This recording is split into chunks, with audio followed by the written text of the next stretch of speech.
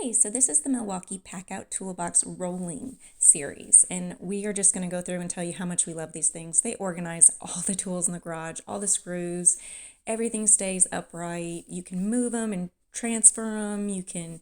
I can lift them physically. This piece right here is the 3-drawer Packout. So the drawers glide smoothly. You're going to get dividers. So you can either divide it like this into 3, or you can put side dividers and you can actually make it 9 depending on what you want to put in there. We just kind of set these up. I have not got to organize these yet, so it's kind of just set in there.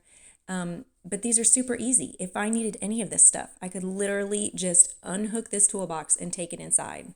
This little silver thing is going to help latch it into place when we put it on the dolly with the wheels, which it's already on. But to remove it, you just push this little button up and the whole toolbox is going to come up. Now I physically can move this all by myself. This thing is full of tools and I can move it with ease. I don't have to ask my husband to come help me, which is one thing I love about it.